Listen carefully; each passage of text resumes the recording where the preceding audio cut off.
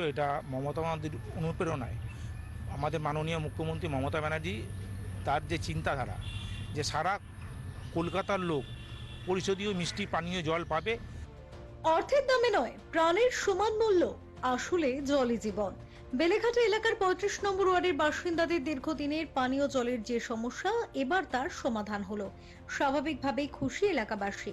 মঙ্গলবার চাউলপট্টি রোড সংলগ্ন এলাকায় একটি নতুন বুস্টার পাম্পিং স্টেশনের উদ্বোধন করলেন কলকাতার মহানাগরিক ফিরহাদ হাকিম। দীর্ঘদিন ধরে এই ওয়ার্ডের বাসিন্দারা জলকষ্টে ভুগছিলেন। যদিও চাউলপট্টিতে আগে থেকে একটি পাম্পিং স্টেশন ছিল, কিন্তু তা সত্ত্বেও এই এলাকার মানুষের জলের চাহিদা তা মেটাতে পারছিল না। ৩৫ নম্বর ওয়ার্ডের পুরপিতা আশুতোষ দাস বিষয়টি নিয়ে মহানাগরিকের কাছে আবেদন জানান। তার উদ্যোগে এই নতুন পাম্পিং স্টেশনের কাজ শুরু হয়, যা অবশেষে বাস্তবায়িত হলো।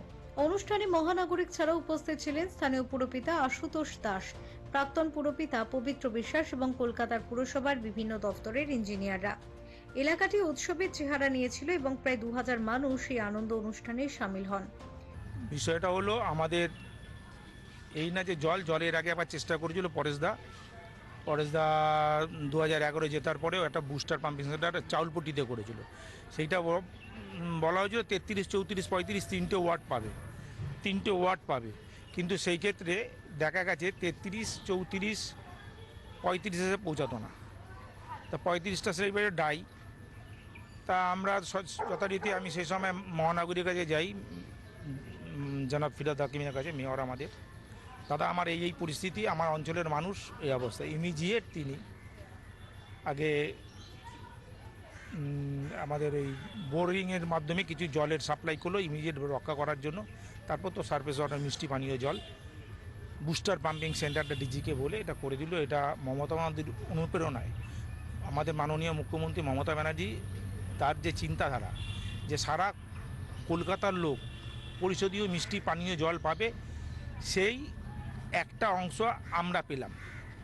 তার এতগুলো ওয়ার্ডের মধ্যে একটা ওয়ার্ড আমাদের পেলাম। আজকে সেটা আমাদের মহানাগরিক উদ্বোধন করলো। এটা সম্পূর্ণ কৃতিত্ব, সম্পূর্ণ যদি বলে থাকেন মাথার উপর আমাদের একজনে যে মাননীয় মুখ্যমন্ত্রী মমতা বন্দ্যোপাধ্যায়। কেন তার চিন্তাধারাকে তিনি সফল করছে। আমরাও আমাদের কাজগুলো মানুষের অঞ্চলের মানুষের যে কাজগুলো সেগুলো ওনার কাছে যাচ্ছি, দৌড়াচ্ছি, তাদের সেখান থেকে কাজ নিয়েছে। আবার ওনাদের অঞ্চলের মানুষ আজকে তো দেখলেনি কত মানুষের আনন্দ। জল সাংঘাতিক, সবার জল বেড়েছে। তাও জলটা তো চালু করা হলো, 2-1 দিন লাগবে। আরও কোথাও পাইপ ফাটছে না ফাটছে, কোনোখানে জলটা যাচ্ছে কি যাচ্ছে না সেটা দেখে বাকিটুকুনি করে দেওয়া হবে। পাম্পিং স্টেশনটি চালু হওয়ায় এখন থেকে এলাকার ঘরে ঘরে পর্যাপ্ত পরিমাণে পানীয় জল পৌঁছবে বলে আশা প্রকাশ করেছেন পুর কর্তৃপক্ষ।